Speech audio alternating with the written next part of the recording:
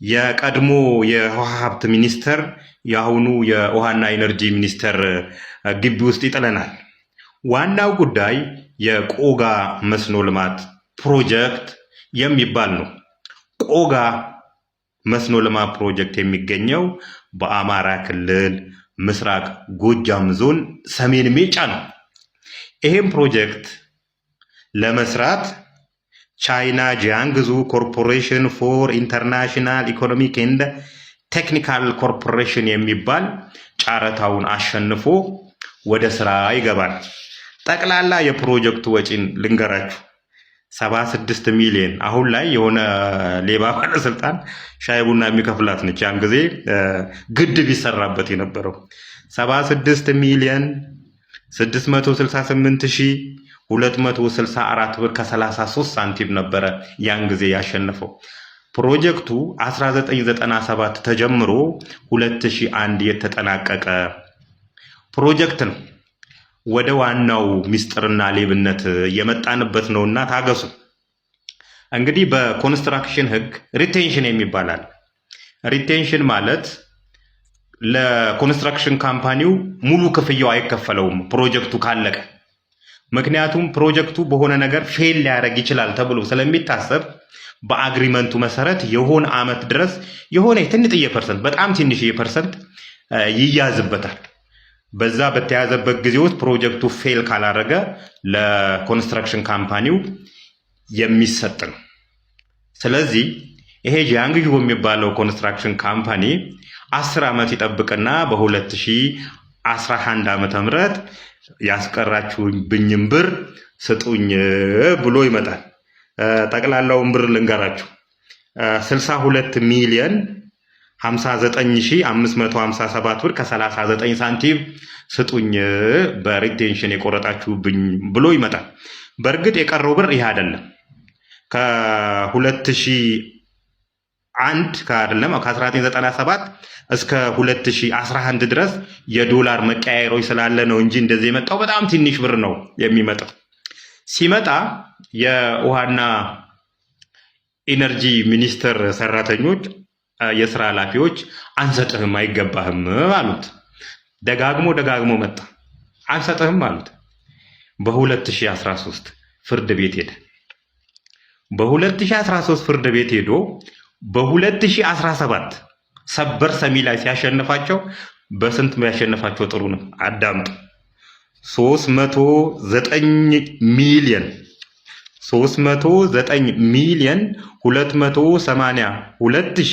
282,273 ብር ከ03 ሳንቲም ሰበር ላይ ያሸነፋቸው። ይህ አይደለም የሚያሳዝነው። ገና ጠብቁ፣ ገና ሚስጥሩ ልነግራችሁ ነው።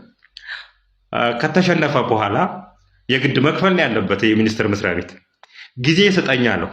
ሲጠብቀው 309 ሚሊዮኗ 200 ሚሊዮን ብር ወልዳ የሚኒስቴር መስሪያ ቤቱ 509 ሚሊዮን 282,273 ብር ከ03 ሳንቲም እንዲከፍል ይበየንበታል።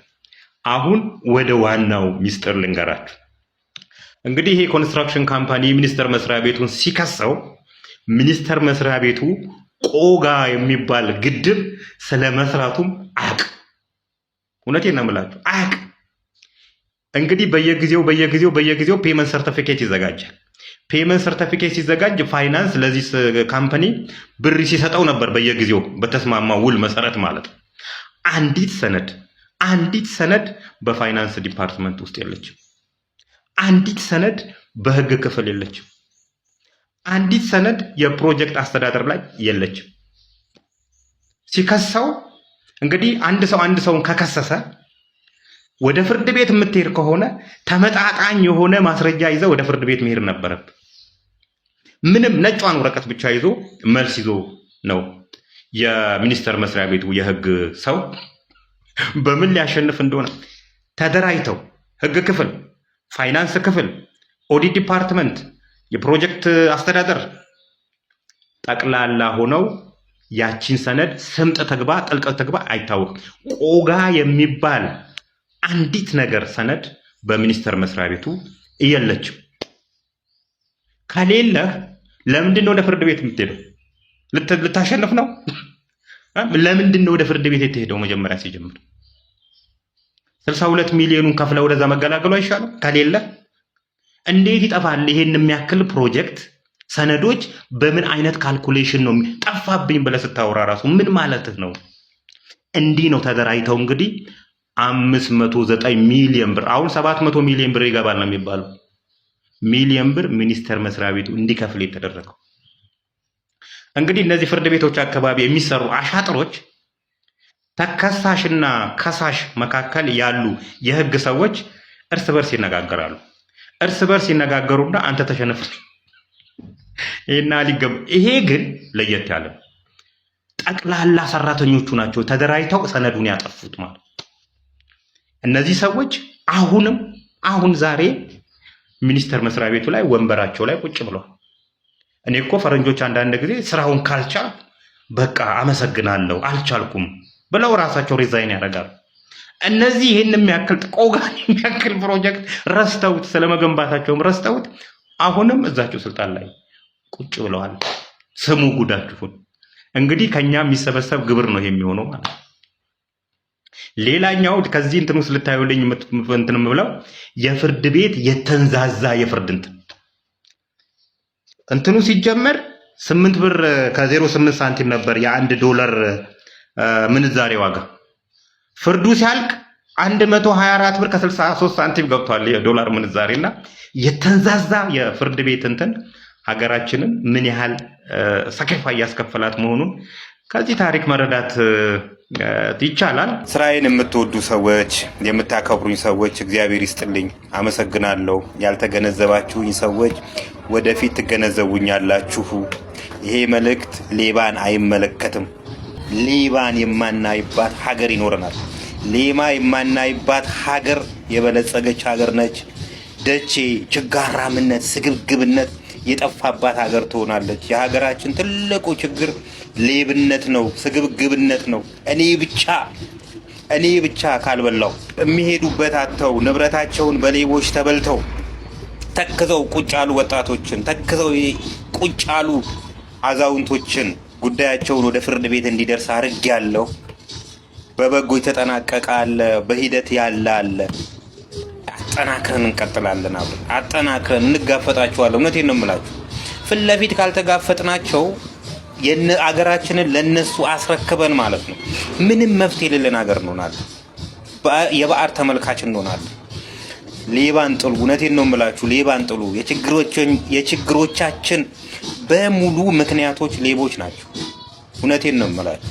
ችጋራሞች፣ እኔ ብቻ ልኑር፣ እኔ ብቻ ልብላ፣ ሌላው የራሱ ጉዳይ፣ ጉርብትናን የማያውቁ፣ ሃይማኖትን የማያውቁ፣ እግዚአብሔርን የከዱ፣ ሀገራቸውን የማያውቁ ሰዎች ናቸው ሌቦች ማለት፣ ችጋራሞች ማለት። እነሱ ሰዎች ከምድራችን ከጠፉ መልካም ዓመት ይሆናል። አብረናቸው የምንቀጥል ከሆነ ግን አደጋው የከፋ ነው የሚሆነው። ጽድት ያለ የፍርድ ቤት ውሎ ልንገራችሁ ዛሬ። ሴትይቷ እድሜዋ ገፋ ያለ ነው፣ ስገምተው 50 ምናምን አካባቢ ነውና የሆነ ሰው በቴሌግራም ታገኘውና ወሬ ያወራሉ። መላመድ ይመጣል። የውጭ ሀገር ዜጋ እንደሆነ ይነግራታል። በእርግጥ የውጭ ሀገር ዜጋ ነው።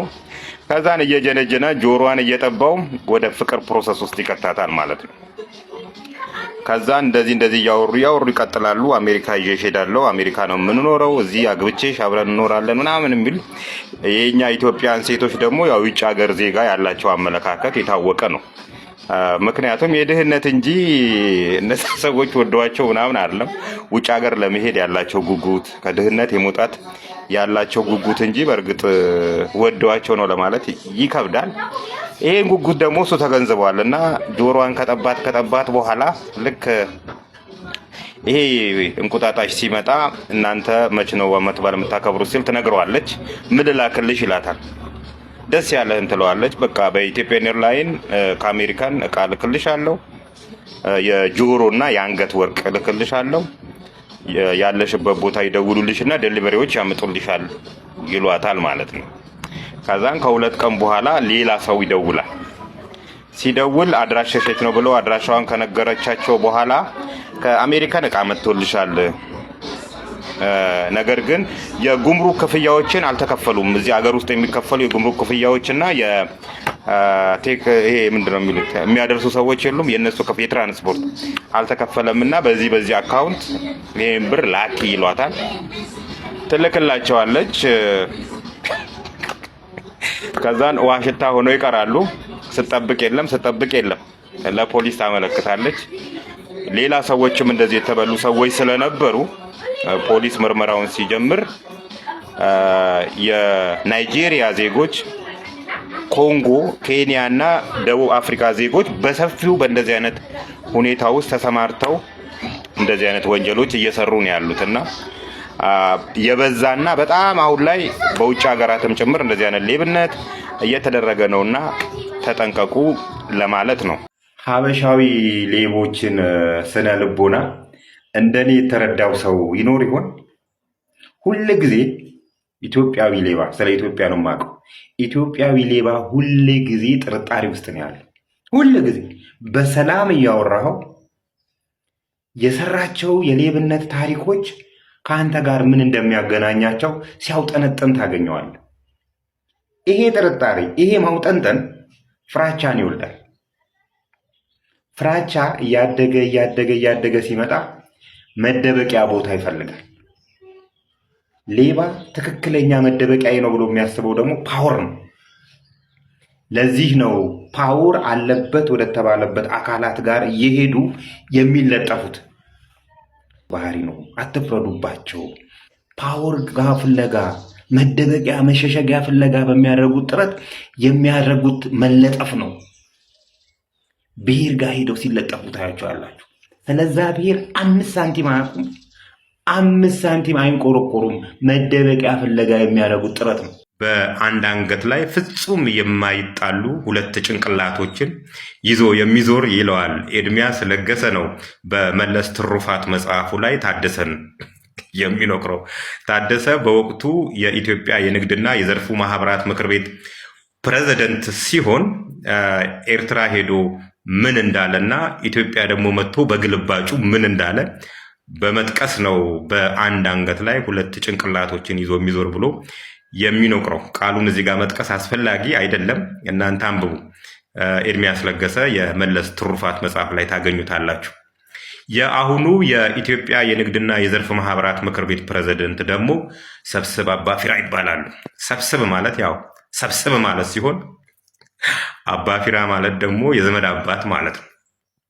ሰሞኑን የኦሮሚያ የንግድና የዘርፍ ማህበራት ምክር ቤት ፕሮሞተሮችን በ2018 ፕሮሞተሮችን አወዳድሮ ለመቅጠር ማስታወቂያ አውጥቶ ነበርና በዚህ ማስታወቂያ ላይ ፕሮሞተሮቹ ይሄ ማስታወቂያ ሆን ተብሎ የሆኑ ሰዎችን ለመጥቀም የተደረገ ማስታወቂያ እንጂ እንደዚህ አይነት ማስታወቂያ መውጣት አልነበረበትም፣ አያዋጣም፣ ማንም የሚወዳደር የለም የዘመር ሰው ካልሆነ በስተቀር ብለው ሮመር አንስተው ነበር። ይሄ ሮመር ይዘው ወደ ኢትዮጵያ የንግድና የዘርፍ ማህበራት ምክር ቤት ለመሄድ ሲፈልጉ እዛም ለካ እሳቸው ናቸው ያሉትና የኦሮሚያም የኢትዮጵያንም የንግድና የዘርፉ ማህበራት ምክር ቤትን በፕሬዝደንትነት የሚመሩት አቶ ሰብስብ አባፊራ ናቸው።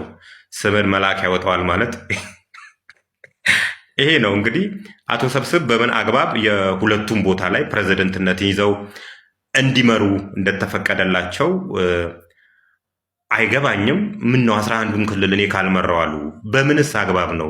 የመንግስት የስራ ሰዓት 8 ሰዓት ነው። እንግዲህ 4 ሰዓት ነው የሚሰሩት እርሶ ማለት ነው። ምን ማለት ነው? ሊገባን አልቻለም። ቢያንስ እንደዚህ አይነት ችግሮች በሚነሱበት ሰዓት እንኳን ከፍ ወዳለ ቦታ ሄደን ችግሮቻችንን እንዳንፈታ እንደዚህ አይነት እንቅፋት ተፈጥሮብናል እያሉ ነውና አቶ ሰብስብ ስልጣን የደም ውርስ አይደለምና እባክዎትን አንዱን ቦታ ለቀቁልን እያሉት ነው። ምን ይላሉ?